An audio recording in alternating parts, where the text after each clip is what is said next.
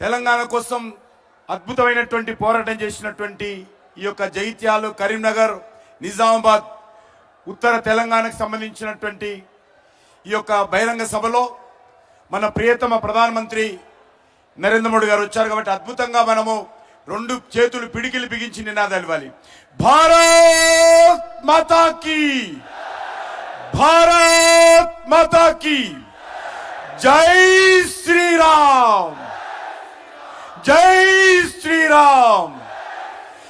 నరేంద్ర మోడీ గారి నాయకత్వం, నరేంద్ర మోడీ గారి నాయకత్వం, భారత్ మాతా కీ.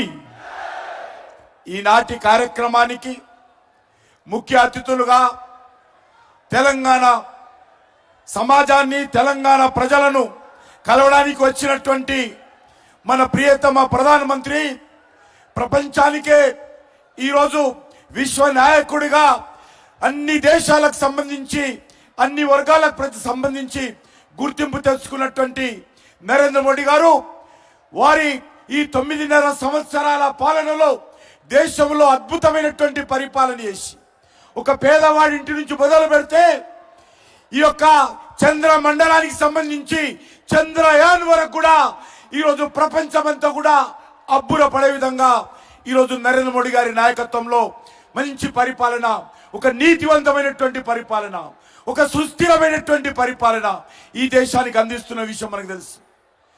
ఈరోజు అన్ని రకాలుగా ఈరోజు మనకు తెలుసు. ఆర్టికల్ 370 నుంచి మొదలు పెడితే అయోధ్యలో రామ మందిర నిర్మాణం వరకు కూడా నరేంద్ర మోడీ గారి నాయకత్వంలో శాంతియుతమైనటువంటి పద్ధతిలో, ప్రజాస్వామ్య పద్ధతిలో అన్ని సమస్యలను ఒకటి తర్వాత ఒకటి పరిష్కారం చేసుకుంటూ దేశాన్ని అభివృద్ధి పథంలో, దేశ ప్రజలను దారిద్ర్య రేఖ నుంచి మరి పైకి తీసుకొచ్చేటువంటి కార్యక్రమం.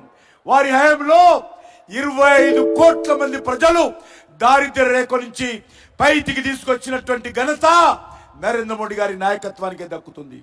మన రాష్ట్రంలో కూడా మనకందరికీ తెలుసు, జాతీయ రహదారుల విషయంలో కావచ్చు, లేకపోతే మన యొక్క రామగుండంలో ఎరువుల పరిశ్రమ కావచ్చు, మన యొక్క నిజామాబాద్, వరంగల్, ఆదిలాబాద్ జిల్లాలకు సంబంధించి నేషనల్ టర్మరిక్ బోర్డు కావచ్చు, జాతీయ పసుపు బోర్డు కావచ్చు, లేక ఈ యొక్క గ్రామీణ ప్రాంతాలలో గ్రామ పంచాయతీలకు అన్ని రకాల నిధులు ఇచ్చే కార్యక్రమం కావచ్చు, లేక ఈరోజు మన యొక్క తెలంగాణ రాష్ట్రంలో అన్ని రకాల మౌలిక వసతుల కల్పనలో లాస్ట్ 10 years నరేంద్ర మోడీ గారి నాయకత్వంలో గత 10 సంవత్సరాలుగా 10 లక్షల కోట్ల రూపాయలు తెలంగాణ రాష్ట్రానికి ఈ యొక్క నరేంద్ర మోడీ గారి ప్రభుత్వము ఖర్చు చేసిన విషయాన్ని మనం చూస్తా ఉన్నాను. ఈరోజు మనం చూస్తా ఉన్నాము. ఈరోజు నరేంద్ర మోడీ గారి నాయకత్వంలో ఒక తెలంగాణ అభివృద్ధి కోసం అన్ని రకాలుగా ఈరోజు అంకిత భావంతో మన ప్రభుత్వం పనిచేస్తూ ఉంది.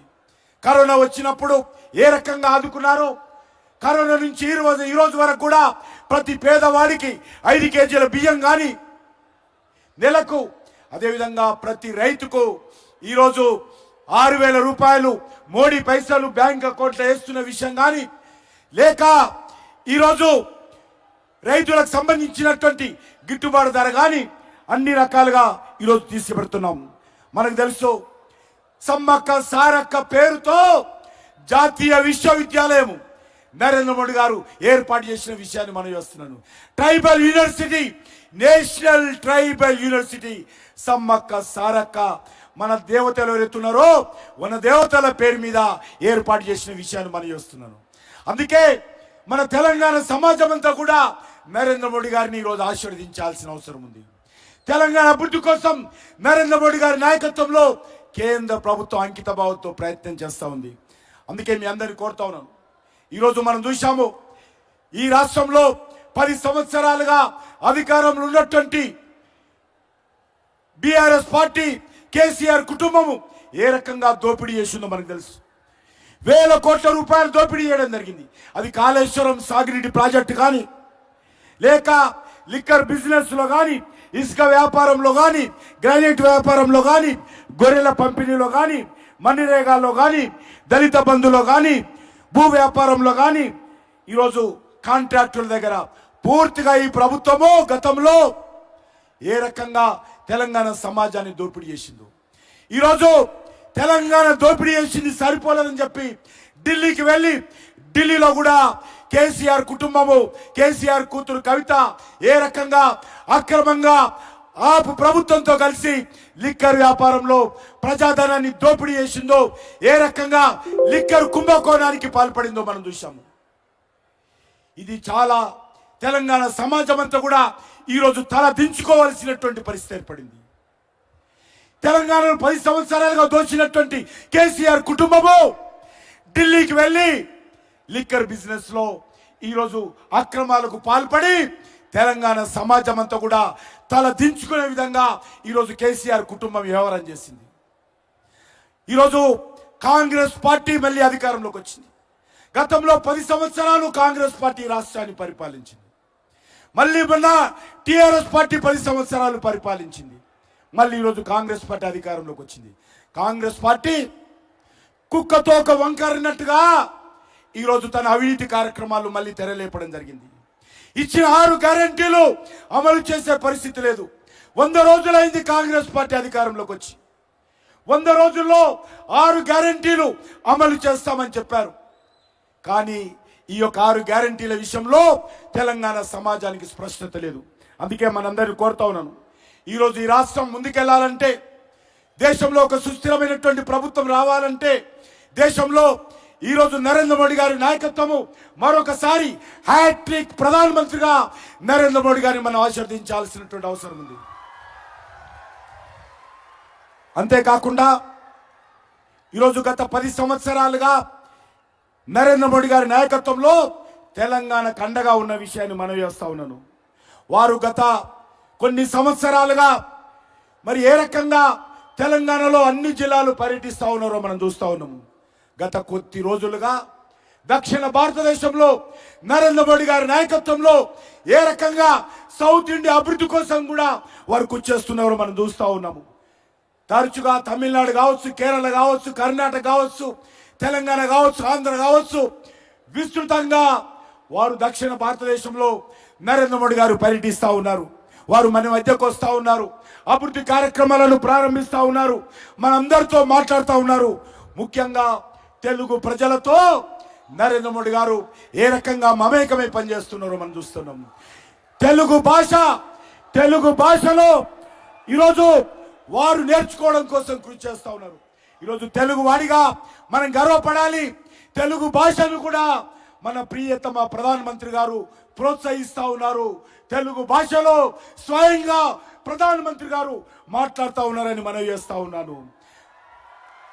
అందుకే మనం చూస్తూ ఉన్నాము, తెలుగు భాషలో నరేంద్ర మోడీ గారు నేర్చుకుంటున్నారు. తెలుగు వారు చేస్తున్నటువంటి ప్రసంగంలో అక్కడక్కడ తెలుగు పదాలు కూడా నేర్చుకొని ఎంతో కష్టపడి ఎంతో బిజీ ఉన్నప్పటికీ కూడా ఒక దిక్కు భారతదేశము, ఒక దిక్కు ప్రపంచం గురించి కూడా ఆలోచన చేస్తూ చివరకు మన తెలుగు భాషను కూడా నేర్చుకునేటువంటి ప్రయత్నము మన ప్రియతమ ప్రధానమంత్రి గారు చేస్తూ ఉన్నారు. అందుకే ఈరోజు ఒక్కటే మనం చేస్తా ఉన్నాను, వారు ఒక నిర్ణయం చేశారు. నేను హిందీలో ఎక్కడ దేశంలో ఎక్కడ మాట్లాడినా, ఏ కార్యక్రమాలకు వెళ్ళినా నేను మాట్లాడినటువంటి ఉపన్యాసము నా తెలుగు ప్రజలకు వినాలి, నా తెలంగాణ ప్రజలు వినాలి. దానికోసమే ఈరోజు వారి ప్రసంగాలన్నిటిని కూడా తెలుగులో వినే విధంగా వారు మరి అందుబాటులో తీసుకొచ్చారు. కాబట్టి నేను మీ అందరినీ కోరుతా ఉన్నాను, మీ ద్వారా యావత్తు తెలుగు ప్రజలకు, తెలంగాణ ప్రజలను కోరుతా ఉన్నాను, నరేంద్ర మోడీ గారి ఉపన్యాసాలు తెలుగులో వినండి. ఈరోజు వారు నమో ఇన్ తెలుగు ట్విట్టర్లో మనం వెళ్ళినట్లయితే మొత్తం ఉపన్యాసాలన్నీ కూడా తెలుగులో ఉన్నాయి.